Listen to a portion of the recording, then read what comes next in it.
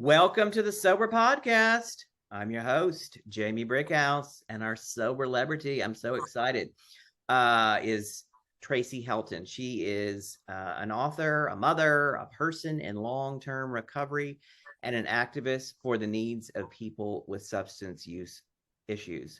And I first met Tracey back in 2015 when our memoirs, or maybe it was 2016, when our memoirs came out. We were on the book promo circuit. I think we met in Woodstock, New York. And Tracey's fantastic memoir is called The Big Fix: Hope After Heroin. And then I kind of lost touch with her. And then I found her on TikTok, where she's got a huge following, where she talks about addiction and recovery. But let's just jump right in. And thank you for joining us, Tracey. Thanks for having me. I'm so thrilled to have you on the show. So you were a heroin addict for 8 years or longer. Is that? I would say I was using drugs I guess. Right. For 10 years. Uh-huh. But I was a polysubstance user. So I had a big 18-month run on meth. At the very end, I was using meth, heroin, cocaine, benzodiazepines, and alcohol at the same time. All right. A lot. So the subtitle of your book is Hope After Heroin. So what is the hope that you found?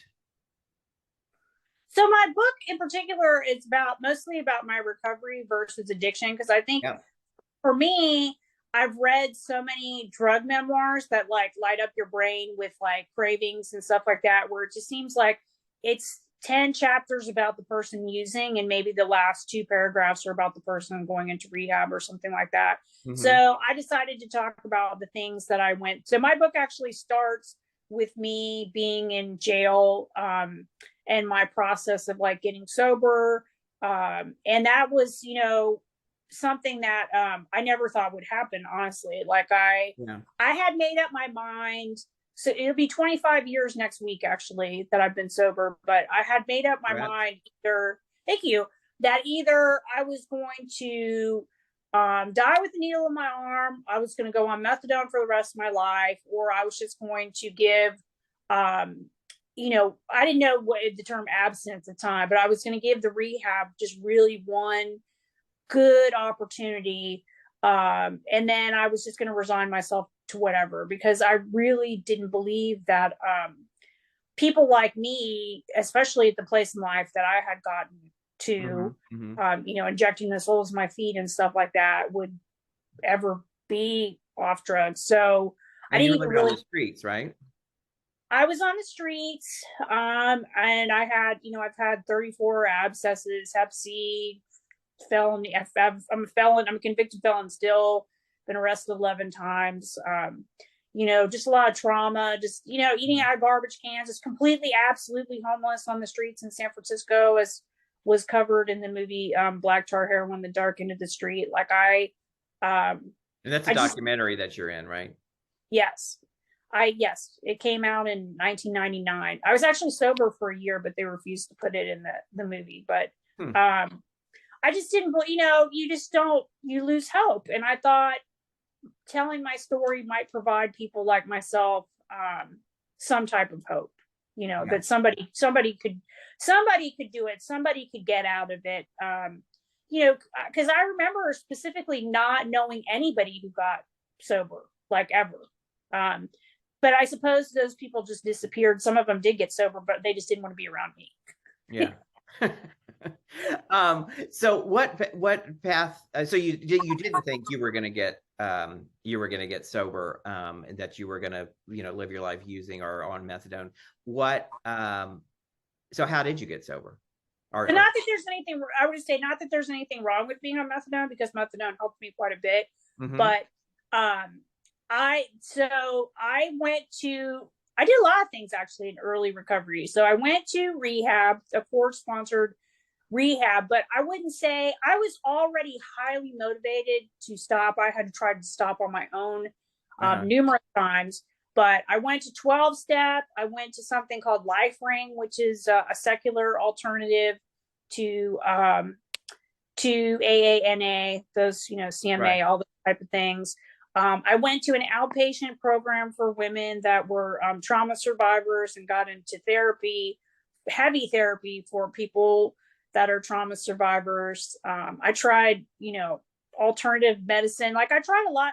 I figured as many drugs as I like to do, maybe I should try a bunch of things. I think in the early phases, being locked into just putting all your eggs in one basket, one recovery basket, is not really that doesn't really, it's because if one thing fails, then you think you're a failure. So I liked trying a lot of different things. Right. And I feel like you have to be flexible and willing to try different stuff and find. So it's like if you called the dope man and the dope man didn't have anything, it's not like you're like, well, I guess I'm just not going to use today. You would go to the next person and the next person. So you got what you needed. And it's sort of like if you start going to meetings or you start doing different things. I think I had tried some of smart recovery, which I think was called rational recovery back then. Like I just tried a lot of different things. I want to see, I think it was, it was hard to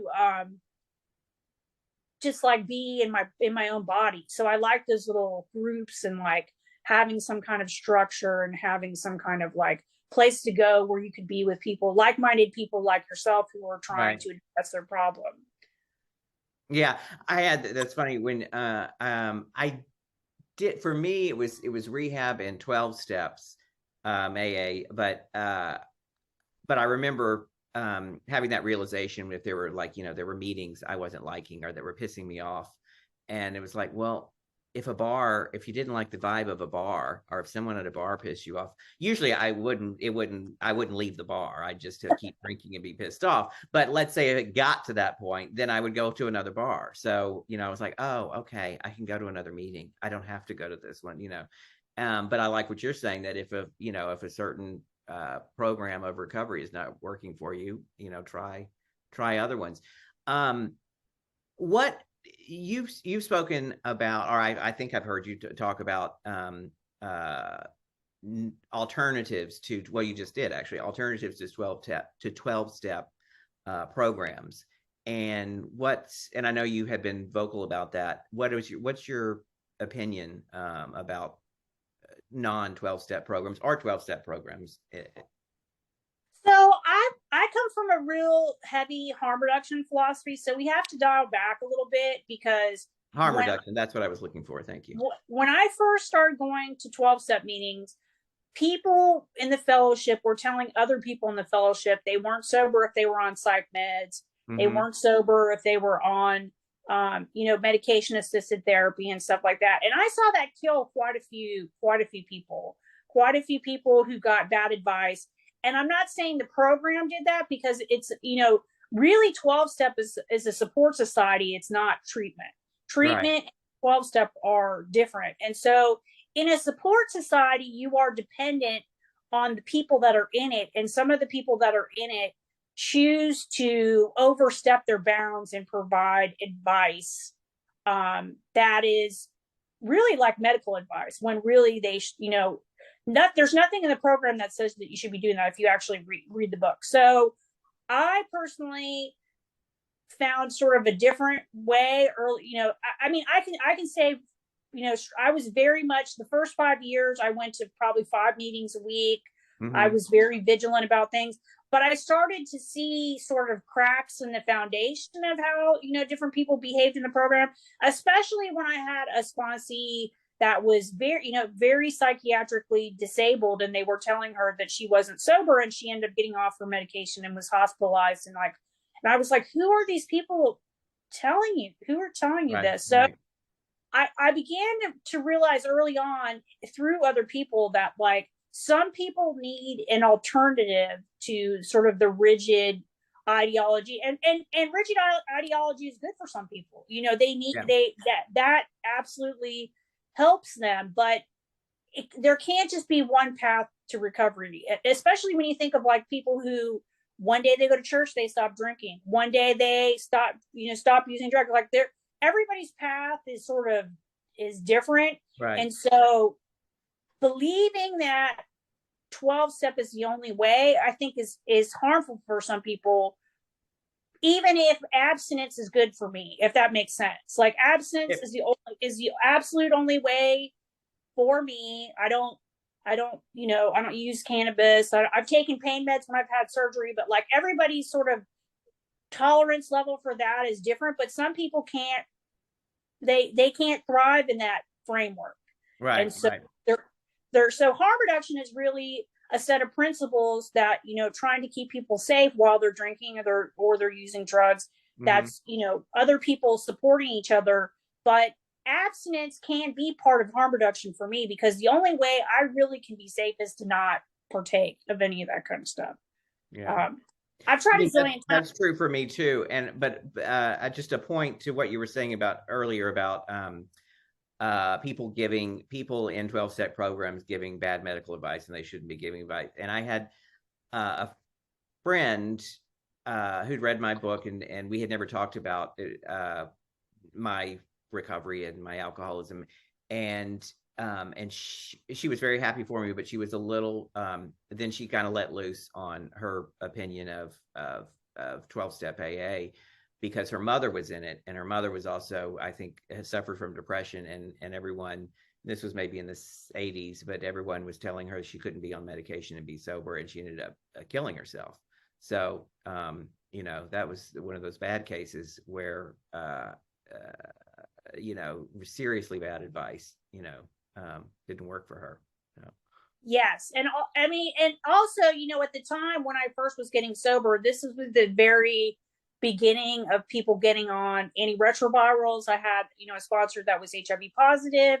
They put him on pain medication. It's like, he's been sober 20 years. How is he not sober if he's on this pain medication that he needs for this medical condition that he has? And sort of, I started to see that everybody's individual. He really framed a lot, helped me frame a lot of my opinions. Like, it's between you, your sponsor, your higher power, your whole system. Like, you really, part of the program is not judging other people and what they're doing. And like if we're supposed to, the only requirement for membership is the desire for someone to stop. We don't know why somebody's there, but like giving people roadblocks of why they shouldn't be there, or based on our personal opinions, it's like, that's not very welcoming. That's like the opposite. In a lot of ways, if you actually, if people actually read the big book, there's a lot of harm reduction in it. They say, go out and try drinking. Go out and try drinking. If you can drink and not experience all these consequences, then, try that. But what we have found is that didn't work for us, but they weren't judging people for doing that. They're just saying, that's just not what works for us. So I think the spirit of a lot of 12-step programs is really around non-judgmental caring through people. It's the individual members that have say things. And I also was a person who, my dad went to AA and never got sober. He, my mom at one point had said, did they serve cocktails at the meeting? Because he would go to the meetings, and then he drank less. He liked going for the social aspect of the meetings, but the program part of it, he couldn't get down. He couldn't stop drinking. He just, he got his result. It took me a while to get sober. I tried it, and then and then while I was doing it, the first time I was in and out, and and sometimes I'd drink before and after a meeting, and that part in the big book where they say half measures available to nothing. And I don't really split hairs with the language of the big book. I don't get caught up in that. But that one I disagree with, because I feel like all those half measures, they weren't getting me completely sober, but they were getting me towards there. And so all those meetings that I went to, half crocked or drank, relapsed or slipped or whatever you want to call it, all of that did grant me, it did yield results. Yes. And that's really a harm reduction philosophy. So in harm reduction, we say in 60 days, if you drank once, but you didn't drink 59 days, that is amazing. But in 12-step, in 60 days and you drank, you got to go back to the very beginning. And that hurts some people, because some people are like, but look at, the black and white thinking part of it, but look at how I've accomplished in that 59 days. I just had this one day of drinking. So I try to come at it with people when I work with people and I try to support people. I say, you just proved that you could do it. You went 59 days without drinking. This one day shouldn't really stand in your way, because you've already proven it to yourself. Right. You don't need to prove it to me. You don't need to prove it to anybody else. Absolutely. We're going to take a quick break because this is a great time to stop and say thanks to our sponsors. Hi, I'm Sonia, the founder of Everbloom. We help you change your relationship with alcohol through connection and conversation. We provide small group meetings where you can share your story and get the encouragement and support you need to achieve your goals. Whatever your goals are, we're a judgment-free space. You can find us at joineverbloom.com, BLUME, and try us out with a free meeting. Now let's go back to Tracey Helton. Let's talk about a little bit about the work that you do as an activist. So there's a lot there. I mean, there's a lot of meat on the bone. So 10 years ago, I started sending Narcan or naloxone through the mail to people that could not access it. I mean, now they just voted in the past week to potentially make it over the counter. But I've actually been working in overdose prevention since 1999. And then I worked at the first city-sponsored naloxone program, naloxone and Narcan being medications that can reverse the effect of an opioid overdose. So, and I, at various times, I really believed I might get arrested. I mean, because I was doing something that was totally illegal. This was a prescription medication that I'm sending to people through the mail. Yeah. But I've always kind of, my heroes were really the activists, like just because something's not legal doesn't mean that it should stop me from doing it when it's right. But I mean, but also a lot of my activism is, humanizing the face of people who use opioids, because, I use my kids as props sometimes. I've gone to speak to federal judges and, a few times, many times I've spoken to, probation officers, parole officers, different places, and saying, being an activist for, because I was homeless for a long time, like, right.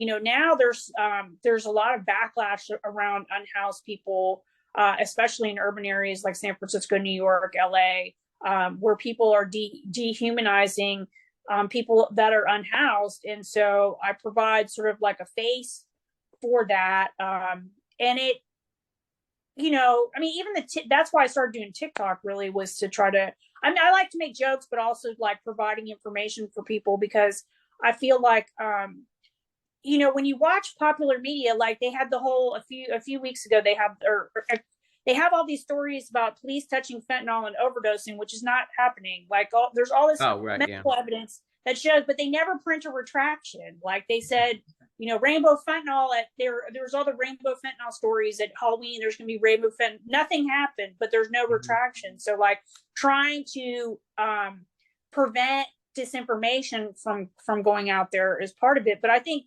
more than that, it's just trying to,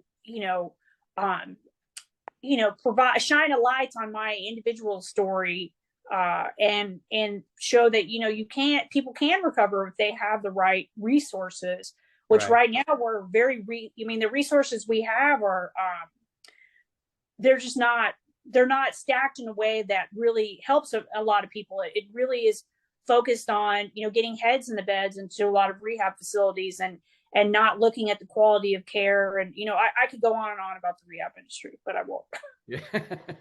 Well, but I've seen in some of your TikTok videos where talking about humanizing addicts and humanizing the unhoused. And then I just saw, I don't know how recent it was, but I saw it today, humanizing, you were talking about the numbers of women who work in strip clubs and humanizing those people and looking at, you probably know, because of the sheer numbers, a woman who's worked there and is making a good living or not a good living, but making a living and covering expenses doing in the that. sex industry, and men too, and trans, and advocating for trans folks too. If there's 300,000, I think there's 183 strip clubs in the United States, and if there's 100 women that work their year, that's over 300,000 women in just 1 year working in that industry. Like, we know people that work in that industry. You knew them, or they were somebody's mom. That's somebody out there. And then, how many people, especially in it, I did a lot in my early work with people who had worked in survival sex or the sex industry, men, trans folks. There's a lot of people who have, and they're so afraid to tell anyone because of the stigma that's attached to that. And I think it's changed a little bit more. I think the $20 is $20 joke actually opened up a lot of conversations around what people are willing to do. But I've had, a few male friends that went to the grave and didn't tell. They were so ashamed of things that they had did, especially, let's be using meth. There's a lot of people are very flexible in those areas when they get, a bag in them and stuff like that. And they just didn't. They never wanted anybody to know. They felt like their masculinity was questioned in some way. And it's like, life shouldn't be like that. Like, you should focus on, focusing on the present. The things that you did shouldn't matter. Exactly. But I do love what you are doing on TikTok with humanizing all these areas of life that are so often dehumanized. And is there anything? Oh, I know what I was going to ask. And I from the work that you're doing and how long you've been sober, I'm sure you've helped a lot of people. But when you said you wrote your book and you wanted to focus on your recovery and focusing on the hope that you received or that you were able to find, and you wrote it to help other people. Tell us a story about how a reader was helped by your book, and how. So I would say the ones that stick out, there's at least 3 different parents who've reached out to me, where their children got on buprenorphine, which is a medication that helps treat opioid dependence. And the parents were very, very against it initially, until they read the book and they saw that everyone's path to recovery is different. And it opened up conversations between the parents and their children. And the children are actually friends of mine, but the parent, because for years I wouldn't talk to the parents, because of just the advocacy work I did.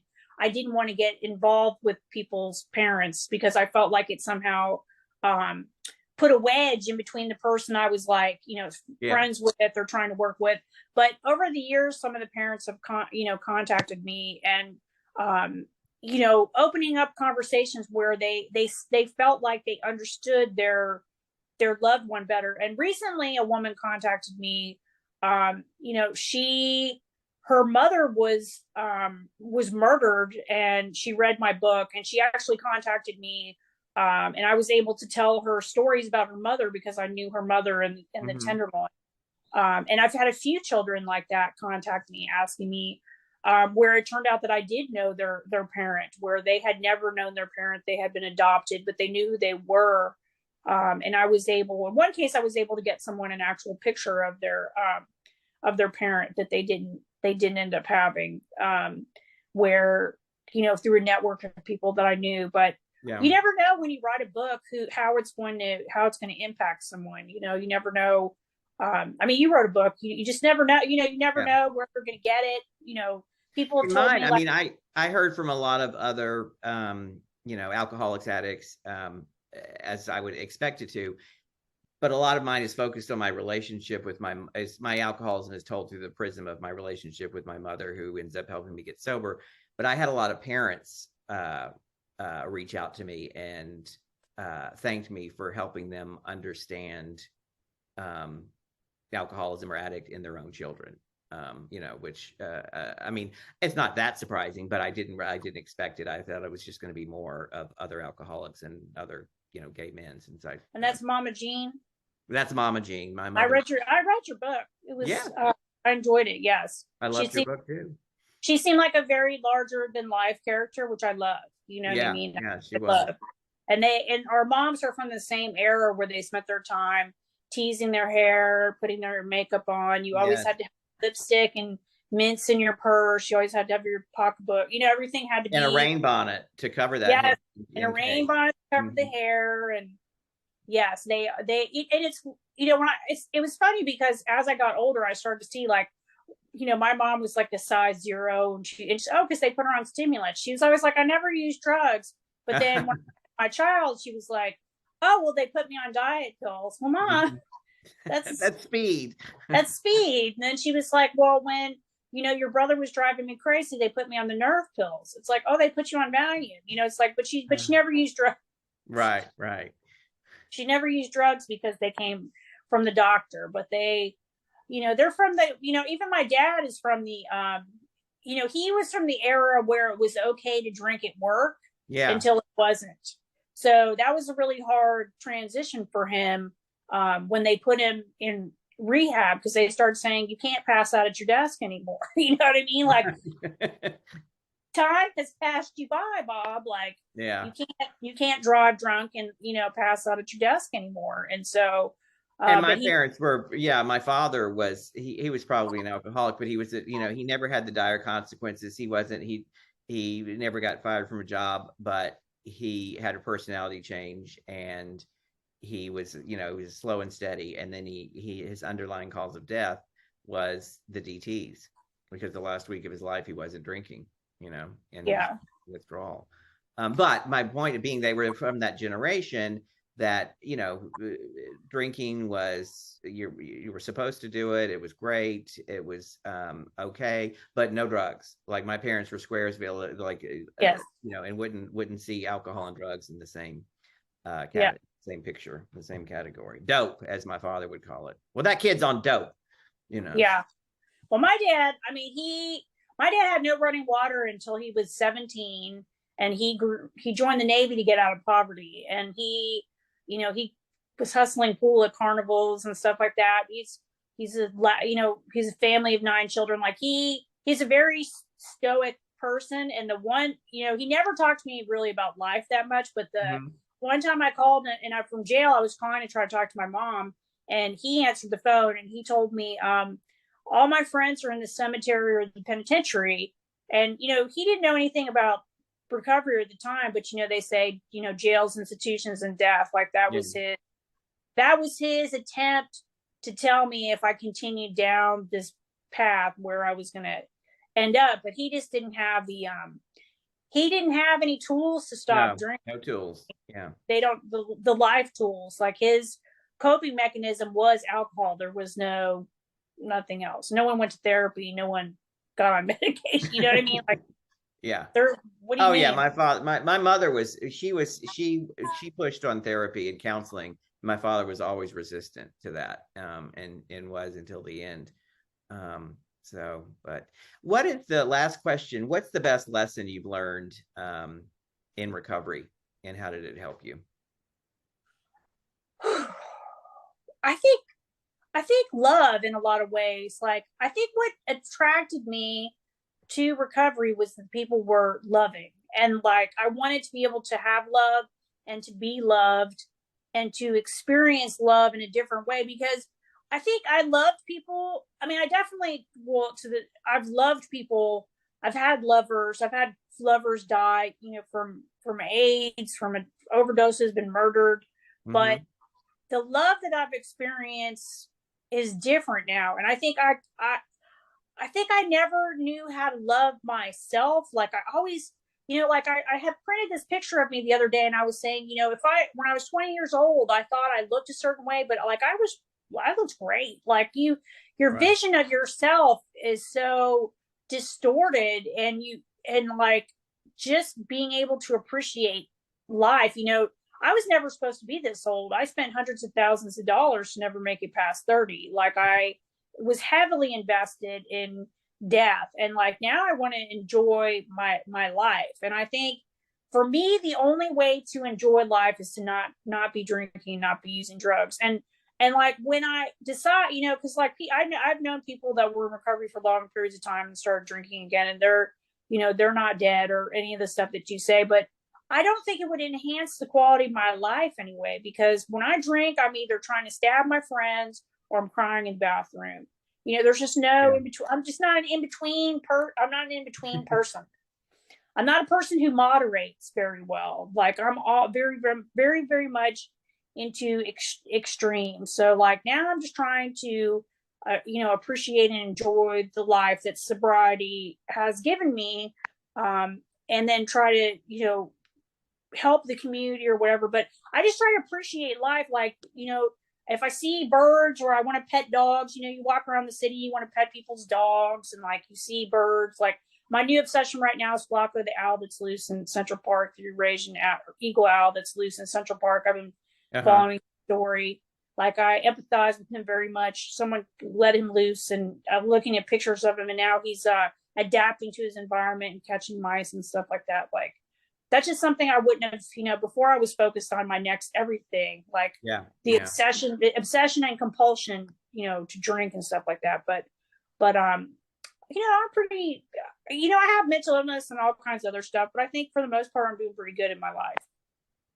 Great. It sounds wonderful. Well, love. That's a great lesson and a great way to end. Thank you, Tracey. Great to catch up with you. And I'm going to keep following you on TikTok and listening to what you have to say and what stories you have to tell. To all our listeners, thank you for your continued support. Visit us on www.soberpodcast.com and all places you find your major podcasts. Leave us a review, sign up for our mailing list. You will also find contact information in the show notes for Tracey Helton. And I'm your host, Jamie Brickhouse. You can find me on TikTok also, where I tell a true story in high heels every day, Jamie_Brickhouse. Signing out from the Sober Podcast. Tune in for another show next week. Thanks again, Tracey. Thank you.